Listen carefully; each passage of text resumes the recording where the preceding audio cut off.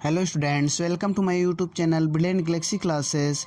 तो पिछली वीडियो में हमने थेल्स प्रमेय का विलोम तथा इसके उपप्रमेय को पढ़ाया था। तो आज हम उससे संबंधित प्रश्नावली को हल करने जा रहे हैं, प्रश्नावली 6.2। तो आइए शुरू करते हैं। आकृति 6.17 आप देख रहे हैं, आकृति 6.17। इसमें पहले और दूसरे में DE समांतर BC है, अर्थात इस वाले फिगर में और इस वाले फिगर में DE समांतर BC है, DE समांतर BC है। तो पहले वाले फिगर में हमें EC ज्ञात करना है। आप देख पा रहे हैं, पहले में EC और दूसरे में जो है AD निकालना है। तो आइए इसे हम हल करते हैं। तो प्रश्न आप देख पा रहे हैं, त्रिभुज ABC में पहले हम फर्स्ट सॉल्व कर रहे हैं। त्रिभुज ABC में DE समांतर BC के, तो AD by DB equal to AE by EC Thales प्रमेय द्वारा।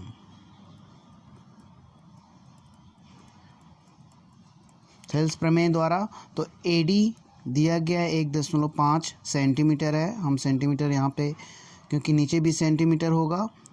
DB तो सेंटीमीटर से सेंटीमीटर डिवाइड हो गया, और इक्वल टू AE की दूरी कितना है, 1 सेंटीमीटर। और EC आपको ज्ञात करना है, EC आप छोड़ देंगे। तो EC का इसमें गुणा करेंगे तो 1.5 गुणे EC, और 3 का इसमें करेंगे तो 3 हो जाएगा। और फिर EC के इक्वल 3, और ये इधर आएगा तो डिवाइड होगा 1.5। अब जानते हैं 1.5 दूनी 3, ये 3 है, और ये 1.5 या कह सकते हैं 1.5, तो 2 बार में डिवाइड हो जाएगा। तो EC की दूरी 2 सेंटीमीटर होगी। अब आते हैं अगले पार्ट पर। तो सेकंड फिगर आप देख पा रहे हैं, इसमें हमें AD निकालना और DE BC के समांतर है।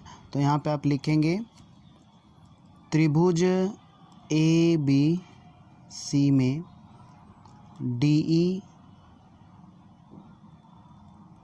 समांतर BC। DE समांतर क्या है, BC के है। और फिर हम कह सकते हैं कि AD बटे DB equal to AE by EC, और ये क्यों होगा, बाई थेल्स थ्योरम या थेल्स प्रमेय द्वारा, थेल्स प्रमेय से। तो AD हमें ज्ञात करना है, तो AD आप छोड़ देंगे, और DB की दूरी 7.2 और इक्वल टू AE 1.8 सेंटीमीटर है, और ये 5.4, EC जो है 5.4 सेंटीमीटर। अब AD गुणे 5.4 बराबर 7 गुणे 2 7.2 गुणे 1.8, और AD की दूरी क्या होगी, 7.2 इंटू 1.8, 7.2 गुणे 1.8 बटे 5.4। देखिए, एक पॉइंट से ऊपर नीचे आप हटा सकते हैं, कोई भी हटा लें। तो हम यहाँ का डेसिमल हटा दे रहे हैं, और ये 18 तियाँ 54, 3 से काट देंगे तो 3 दूनी 6, 3 चौको 12। तो AD की दूरी जो हो गई 2.4 सेंटीमीटर। आप लिख लीजिए AD बराबर 2.4 और सेंटीमीटर। तो इस प्रकार पहला प्रश्न आपका हल हुआ। अब आते हैं दूसरे प्रश्न पर। तो दूसरे प्रश्न को देखते हैं। किसी त्रिभुज PQR की भुजाओं PQ और PR पर क्रमशः बिंदु E और F स्थित है। निम्नलिखित में से प्रत्येक स्थिति के लिए बताइए कि क्या EF QR समांतर हैं। तो इसको हम फिगर बना लेते हैं, इसको हल करने के लिए, तो आपको ज़्यादा समझ में आएगा। आप देख पा रहे हैं प्रश्न उतरा हुआ है। पीई जो है 3.9 सेंटीमीटर है और ईक्यू 3 सेंटीमीटर, पीएफ 3.6 और एफआर 2.4। तो आपको बताना है कि क्या ईएफ रेखा क्यूआर के समांतर है। आप जानते हैं कि पी बटे ईक्यू और बराबर पीएफ बटे एफआर हो जाएगा। तो थेल्स प्रमेय के विलोम द्वारा ईएफ रेखा क्यूआर के समांतर हो जाएगी। तो हम रेशियो निकाल लेते हैं, पीई बटे ईक्यू 3.9 और बटे 3, और इसको आप 39 10 से गुणा करके बटे 30 भी लिख सकते हैं, और काटेंगे तो 3 एकम 3, 3 त्रिके 9, 3 दाम 30। तो आप देख पा रहे हैं कि इसका अनुपात 13/10, 13:10 का हुआ। अब हम यहाँ पर पीएफ और एफआर का अनुपात निकाल लेते हैं, 3.6 बटे 2.4। तो यहाँ पे एक एक अंक पे पॉइंट है, हट जाएगा, 2.4 जो है 24 हो जाएगा, या 10 से गुणा कर दें ऊपर नीचे तब भी यही होगा। तो 12 3 36, 12 दूनी 24। यहाँ पे आप देख पा रहे हैं 3:2 आया, और यहाँ पे कितना आया था 13:10। तो आप देख पा रहे हैं पी और ईक्यू का अनुपात 13:10 है, और पीएफ और एफआर का अनुपात 3:2 है। तो हम कह सकते हैं ये दोनों अनुपात बराबर नहीं है। इसको लिख दें, पीई बटे EQ not equal to PF बटे एफआर। तो अतः ईएफ तथा क्यूआर आपस में समांतर रेखा नहीं होगी, आप कह सकते हैं। अब आते हैं सेकेंड पार्ट पे इसके। तो यहाँ पे भी हम P बटे EQ पहले निकाल लेते हैं, P बटे EQ का अनुपात 4 और 4.5, और यहाँ पे आप जानते हैं 10 से ऊपर नीचे गुणा कर देंगे तो 40/45 हो जाएगा, और फिर इसे काट दीजिए, 5/40, 5 9 45, तो 8:9 हमें मिला। अब हम जो है पीएफ और एफआर का अनुपात निकाल लेते हैं, 8/9, तो ये भी 8:9 हो गया। अब यहाँ पे लिख लीजिए पीई बटे ईक्यू बराबर पीएफ बटे एफआर। तो जब अनुपात बराबर होता है तो ईएफ रेखा क्यूआर के समांतर होगी। तो लिख लीजिए, अतः ईएफ, या कह लें थेल्स प्रमेय के विलोम द्वारा, थेल्स प्रमेय के विलोम से ईएफ समांतर क्यूआर। तो दूसरे वाले में ईएफ समांतर क्यूआर होगी। अब आते हैं थर्ड पार्ट पे। तो यहाँ पे आप देख पा रहे हैं PQ जो है 1.28 है, और PR जो है 2.56 है, PE जो है 0.18 और PF जो है 0.36। तो हम इसमें पहले EQ निकाल लेते हैं। तो EQ आप पहले निकालेंगे, तो EQ निकालने के लिए आप PQ में से PE घटाइए। तो आप घटा के देख लीजिएगा, तो इसमें आपको मिलेगा 1.10, ठीक। और इसी प्रकार यहाँ पर FR निकाल लीजिए। FR निकालने के लिए PR में से आप PF घटाएंगे, तो हमें 2.2 मिलेगा। सेंटीमीटर, ये भी सेंटीमीटर में है और यहाँ पे भी सेंटीमीटर में। अब हम आसानी से अनुपात निकाल सकते हैं। तो PE बटे EQ बराबर P.18 है और EQ जो है 1.1 है। तो यहाँ पे 100 से गुणा करें तो 18 और यहाँ पे 100 से भी नीचे भी हमें गुणा करना पड़ेगा तो 110 हो जाएगा। और काटेंगे तो 2 9 18, 2 5 10, 2 5 10, तो 9:55। अब हम PF और FR का अनुपात निकालते हैं। PF 0.36 और FR अभी निकाला गया 2.2। 100 से ऊपर नीचे गुणा कर दें तो 36/220। काटेंगे, 4 से काट दीजिए, 4 9 36, 4 5 20, 4 5 20। तो इस प्रकार आप देख पा रहे हैं कि 9:55 दोनों में सेम अनुपात हो गया। तो थेल्स प्रमेय के विलोम से हम कह सकते हैं कि EF समांतर QR। तो थेल्स प्रमेय की विलोम यही कहती है कि यदि किसी त्रिभुज में अनुपात बराबर हो तो ये रेखा जो है इसके बराबर होगी, समांतर होगी। जैसे कि PE और EQ का अनुपात यदि PF और FR के अनुपात के बराबर है तो EF रेखा जो QR के समांतर होगी। अब पिछली वीडियो में थ्योरम देख सकते हैं, तब जो है प्रश्न हल करने में आसानी होगी। तो अब आते हैं तीसरे प्रश्न पर। तो अब तीसरा प्रश्न देख पा रहे हैं आकृति 6.18 में यदि एलियम समांतर CB और LN समांतर CD हो तो सिद्ध कीजिए AM/AB बराबर AN/AD।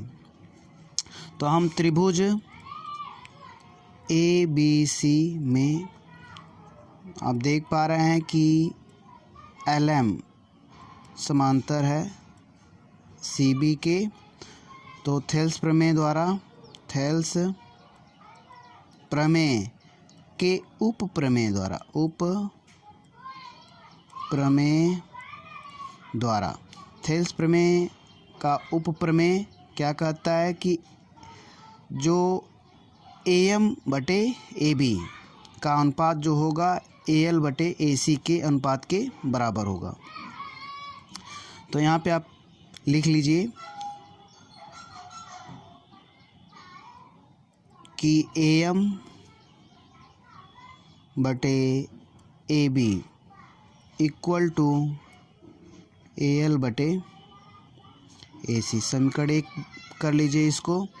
और अब त्रिभुज ADC में और ELN समांतर CD है, यहाँ पे भी सेम काम। थेल्स प्रमेय के उप प्रमेय द्वारा हम कह सकते हैं कि AN/AD और बराबर AL/AC। इसको आप समीकरण 2 कर दीजिए। समीकरण 1 और 2 से समीकरण 1 तथा समीकरण 2 से आप देख रहे हैं कि AM/AB बराबर AL/AC और यहाँ पर जो है AN होगा क्योंकि AN/AD होगा। तो AN/AD बराबर क्या है AL/AC। तो देख रहे हैं कि AL/AC का अनुपात जो AM/AB के बराबर है और AL/AC का अनुपात जो AN/AD के बराबर है। तो इस प्रकार इसका अनुपात भी बराबर होगा। तो हम लिख सकते हैं कि AM/AB बराबर AN/AD AD। तो इस प्रकार आपका तीसरा प्रश्न भी हल हुआ। अब आते हैं अगले प्रश्न पर। चौथे प्रश्न में देखते हैं आकृति 6.19 में D समांतर AC है और DF समांतर AE है। तो सिद्ध करना है हमें BF बटे EF बराबर B बटे EC। तो हम पहले त्रिभुज ABC में देखते हैं। त्रिभुज ABC में तो देख रहे हैं D समांतर AC है, D समांतर AC है। तो हम थेल्स प्रमेय द्वारा कह सकते हैं कि BE और बटे EC का अनुपात जो होगा AD बटे DA के बराबर होगा। तो आप देख पा रहे हैं DE समांतर AC है, तो ऐसे हम कर देंगे तो आपको ज़्यादा स्पष्ट होगा। क्योंकि DE समांतर AC है तो आप BE बटे EC बराबर BD बटे AD कह सकते हैं। यहाँ पे BD आप बना लीजिए, BD बटे AD या DA कह लें। तो समीकरण 1 कर लीजिए इसको, ठीक। अब त्रिभुज, अब ये वाली रेखा देखिए इसके समांतर है। तो त्रिभुज ABE में, त्रिभुज ABE में हम कह लें कि DF और समांतर है AE के। तो थेल्स प्रमेय द्वारा क्या हो जाएगा कि BF और बटे FE बराबर BD बटे AD या DA कह लें। इससे आप समीकरण 2 बना सकते हैं, ठीक। तो यहाँ पे आप देख पा रहे हैं BD बटे DA बराबर B बटे EC है और यहीं पर BD बटे DA बराबर BF बटे FE या EF है। तो समीकरण 1 तथा 2 से, समीकरण 1 तथा समीकरण 2 से, तो यहाँ पर क्या हो जाएगा BF और EF का जो अनुपात होगा, ये अनुपात इसके बराबर हो जाएगा BE बटे EC। तो आप देख पा रहे हैं कि यही हमें सिद्ध करना था। तो यह इस प्रकार सिद्ध हुआ। अब आते हैं अगले प्रश्न पर। तो आकृति 6.20 में DE समांतर OQ है और DF समांतर OR है। दर्शाए कि EF समांतर QR होगा। हमें ये दिखाना है EF जो है QR के समांतर होगा। तो हम पहले लिखेंगे त्रिभुज POQ में या PQO में, त्रिभुज PQO में DE समांतर OQ है। यहाँ पे हल हम लिख दे रहे हैं। तो देखिए DE समांतर OQ है, तो यहाँ पर आप थेल्स प्रमेय यूज़ कर सकते हैं। इसको हम ये कह सकते हैं कि PE बटे EQ बराबर PD बटे DO। तो यहाँ पे आप लिख लीजिए थेल्स प्रमेय द्वारा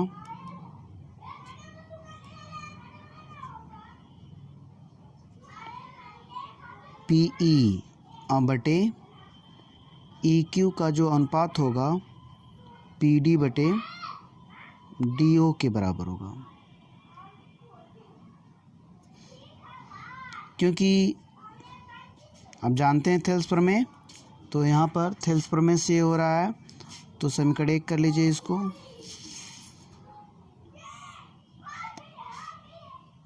अब त्रिभुज POR में DF समांतर OR है।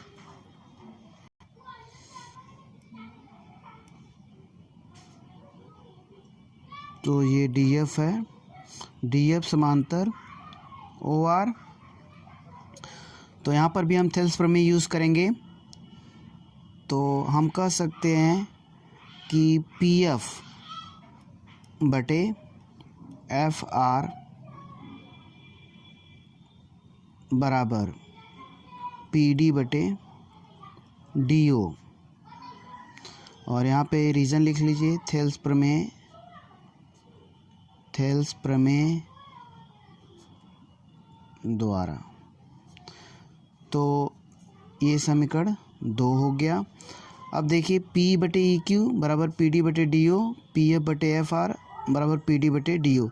देखिए इसका अनुपात इसके बराबर है, इसका अनुपात इसके बराबर है, तो ये दोनों अनुपात भी बराबर होगा। तो हम कह सकते हैं समीकरण 1 तथा समीकरण 2 से PE बटे EQ बराबर PF बटे FR।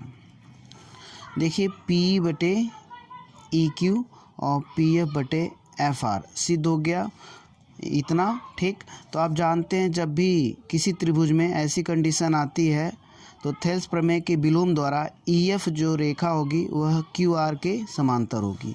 तो हम कह सकते हैं थेल्स प्रमेय के विलोम द्वारा EF और समांतर QR, ठीक। तो इस प्रकार यह भी सिद्ध हो गया। अब आते हैं अगले प्रश्न पर। तो आकृति 6.21 में क्रमशः OP, ये आकृति 2.1 है, OP, OQ, OR पर स्थित बिंदु AB और C इस प्रकार हैं कि AB समांतर है PQ के और AC समांतर है PR के। आप देख पा रहे हैं AC जो है समांतर PR के है। तो यह हमें सिद्ध करना है कि BC भी समांतर QR के होगी। तो यहाँ पे हम साइन दे रहे हैं कि ये इसके समांतर है और ये इसके समांतर है, और हमें ये सिद्ध करना है कि BC समांतर QR होगा। तो देखते हैं हम यहाँ पे लिखें त्रिभुज PQO में, PQ और O में, PQ और समांतर AB है। तो फिर हम कह सकते हैं यहाँ पर थेल्स प्रमेय लगा सकते हैं। थेल्स प्रमेय के द्वारा यह कह सकते हैं कि OA बटे AP बराबर OB बटे BQ होगा, OB बटे BQ। समीकरण 1 कर दीजिए। और यह हुआ क्यों है? थेल्स प्रमेय द्वारा, थेल्स प्रमेय द्वारा।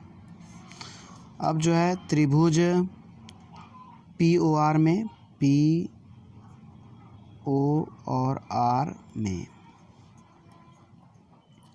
आप देख रहे हैं कि AC समांतर PR है। तो यहाँ पर हम थेल्स प्रमेय यूज़ कर सकते हैं OA बटे AP बराबर OC बटे CR। हम कह सकते हैं क्योंकि यह इसके समांतर है तो OA बटे AP और OC बटे CR होगा। तो इसे आप समीकरण 2 कह दीजिए। और थेल्स प्रमेय द्वारा ये भी है। तो समीकरण 1 तथा समीकरण 2 से हम कह सकते हैं कि OB बटे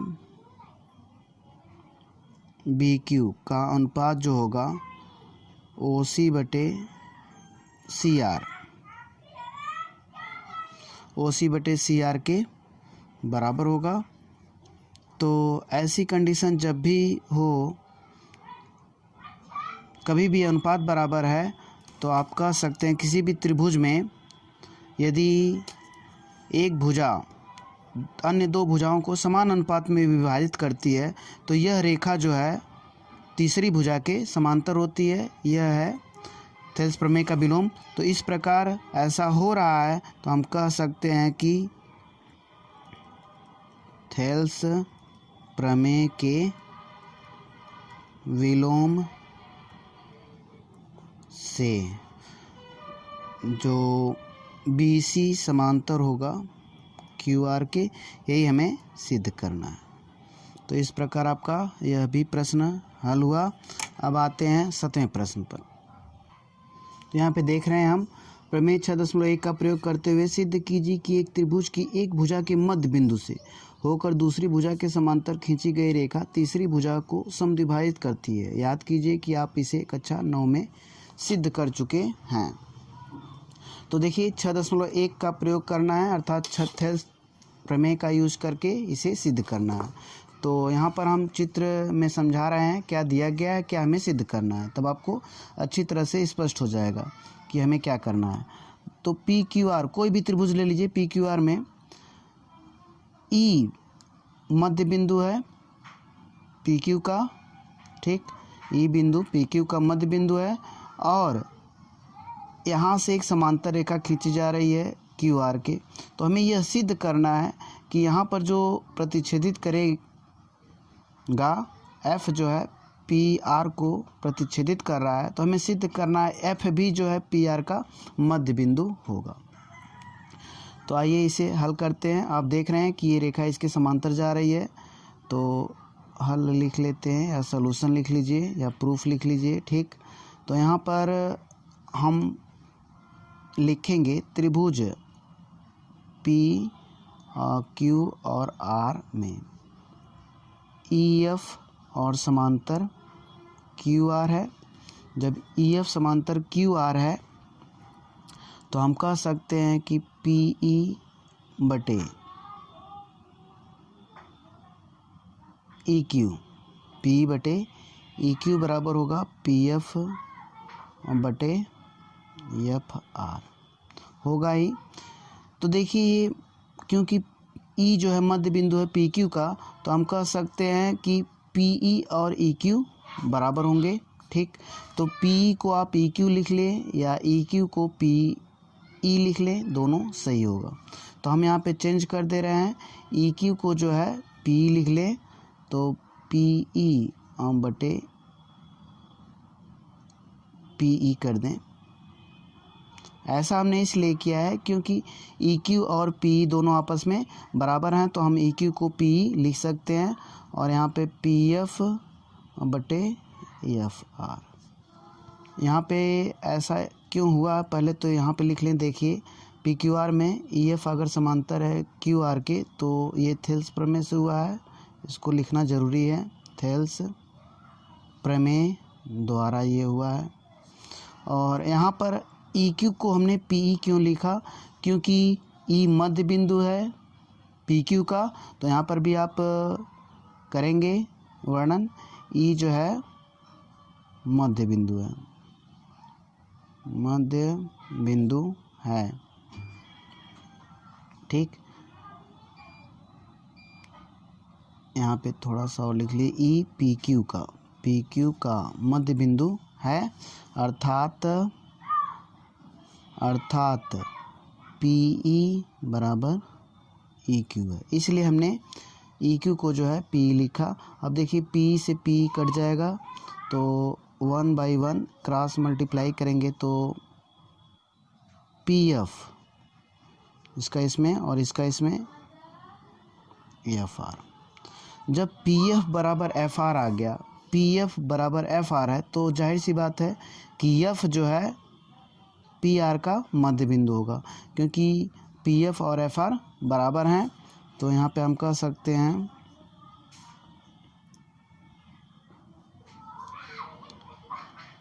F PR का मध्य बिंदु है, ठीक।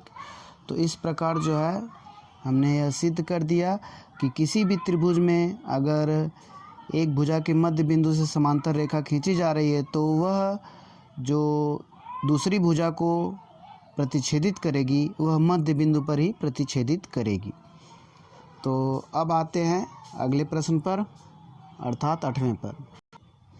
तो 8वें प्रश्न में देखते हैं, प्रमेय 6.2 का प्रयोग करते हुए सिद्ध कीजिए कि एक त्रिभुज की किन्हीं दो भुजाओं के मध्य बिंदु को मिलाने वाली रेखा तीसरी भुजा के समांतर होती है। याद कीजिए कि आप कक्षा 9 में ऐसा कर चुके हैं। तो देखिए 6.2 का प्रयोग करना है। इसमें दिया गया है कि किसी त्रिभुज में दो भुजाओं के मध्य बिंदु को हम मिला रहे हैं, तो वह जो है तीसरी भुजा के समांतर होगी। हम चित्र में बता रहे हैं तो ज़्यादा समझ में आएगा। जैसे AB और AC, AB का मध्य बिंदु E है और AC का मध्य बिंदु F है। अगर हम इन दोनों E और F को मिला दें तो वह तीसरी भुजा अर्थात BC के समांतर होगी। यही हमें सिद्ध करना है। तो आइए सिद्ध करते हैं। तो दिया है, लिखेंगे त्रिभुज ABC में E तथा F क्रमशः AB तथा AC के मध्य बिंदु हैं और सिद्ध क्या करना है कि EF और समांतर BC होगा। और यहाँ पे आप प्रूफ लिख लीजिए, प्रूफ या उपपत्ति कह सकते हैं, उपपत्ति हमें सिद्ध करना है। तो यहाँ पर हम अब सिद्ध करने का काम आगे बढ़ा रहे हैं। तो हम यहाँ पर AE/EB निकाल लें, क्योंकि E मध्य बिंदु है तो AE/EB की जगह हम AE लिख सकते हैं। यहाँ पे आप रीज़न लिख देंगे, क्योंकि AE बराबर EB है, ठीक। और ऐसा इसलिए है कि E जो है मध्य बिंदु है AB का, E मध्य बिंदु है, अर्थात AE बराबर EB के। तो AE/EB हम अनुपात निकाल रहे हैं, रेशियो निकाल रहे हैं। तो EB को हम AE लिख सकते हैं क्योंकि दोनों बराबर हैं, और इसको हम काटेंगे तो 1:1 आएगा। और यहाँ पर हम ऐसा काम हम यहाँ पर भी कर ले रहे हैं इसमें। तो AF/FC का अनुपात निकाल लेते हैं, क्योंकि F भी मध्य बिंदु है AC का। तो हम AF/AF कर लें, ठीक। और यहाँ पे भी हम लिखेंगे F मध्य बिंदु है, अर्थात AF बराबर FC, ठीक। इसलिए हमने FC को AF लिखा और ये कट जाएगा तो 1:1। हम यहाँ पे देख रहे हैं कि AE/EB का अनुपात जो है AF/FC के बराबर होगा। तो थेल्स प्रमेय के विलोम द्वारा, थेल्स प्रमेय के विलोम से कह सकते हैं कि EF समांतर हो जाएगा BC के, ठीक। तो इस प्रकार 8वां प्रश्न भी समाप्त हुआ। अब आते हैं 9वें प्रश्न पर। तो 9वां प्रश्न एक बार और देखते हैं। ABCD एक समलंब है जिसमें AB और समांतर है CD के, तथा इसके विकर्ण परस्पर बिंदु O पर प्रतिच्छेदित करते हैं। दर्शाइए कि AO/BO बराबर CO/DO है। तो इसका हम फिगर बना लेते हैं। यहाँ पे हमने बना रखा है, और इसमें आप हल करने के लिए पहले दिया है, लिखेंगे ABCD एक समलंब है जिसमें AB समांतर है CD के। दिया है, आपके प्रश्न में ही दिया होगा, विकर्ण AC तथा BD एक दूसरे को बिंदुओं पर प्रतिच्छेदित करते हैं। दर्शाना क्या है, AO/BO बराबर CO/DO। रचना करनी है आपको, रचना करेंगे। बिंदु O से AB के समांतर रेखा खींचेंगे, क्योंकि AB CD के समांतर है। जब आप AB के समांतर रेखा खींचेंगे O से, तो यह तीनों रेखाएं आपस में समांतर हो जाएंगी, क्योंकि AB पहले से ही CD के समांतर है। तो इसे हम हल करते समय लिखेंगे तो रचना में कुल मिलाकर इतना लिखना है कि बिंदु O से AB के समांतर एक रेखा खींचा जो AD को बिंदु E पर प्रतिच्छेदित करती है। अब यहाँ पर हम हल कर रहे हैं।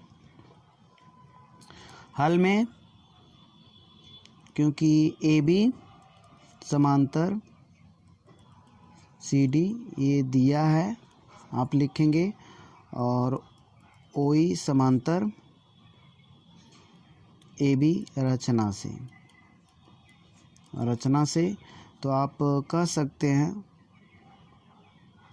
अतः परिणाम ये निकला कि AB समांतर OE और समांतर CD। ठीक, अब यहाँ से हम हल कर रहे हैं। देखिए, अगर हम देख लें कि AO बटे BO हमें हल करना, AO बटे BO लाना है, बराबर दिखाना है कि CO बटे DO होगा। तो हम देखते हैं, पहले हम त्रिभुज ABC में देख लेते हैं। त्रिभुज ABC में आप देख रहे हैं, त्रिभुज ABC में जो EO है समांतर है किसके? AB के। यहाँ पे ABD बना लीजिए, त्रिभुज ABD बन रहा है ना। यहाँ पे त्रिभुज ABD में हम देख रहे हैं कि ABD में EO समांतर AB है, तो हम कह सकते हैं कि AE बटे ED और समांतर है, तो हम थेल्स प्रमेय से BO बटे DO भी कह सकते हैं। AE बटे ED बराबर BO बटे DO, समीकरण 1 कर लीजिए, आगे लिख लीजिए। यह क्यों हुआ है? थेल्स प्रमेय द्वारा। ठीक, अब देखिए, अब त्रिभुज ADC में आप देख रहे हैं कि EO समांतर है DC के, तो यहाँ पर भी हम लिख सकते हैं कि AE बटे ED बराबर AO बटे OC। इसे समीकरण आप 2 कर दीजिए और यहाँ पे भी थेल्स प्रमेय द्वारा लिख लीजिए। अब समीकरण 1 तथा 2 से,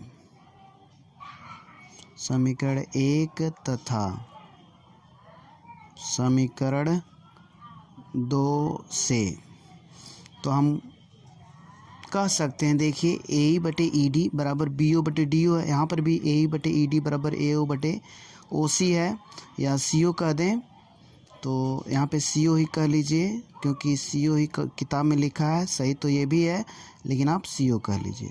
ठीक, अब देखिए, ये दोनों भी आपस में बराबर होंगे, तो BO बटे DO बराबर AO बटे CO।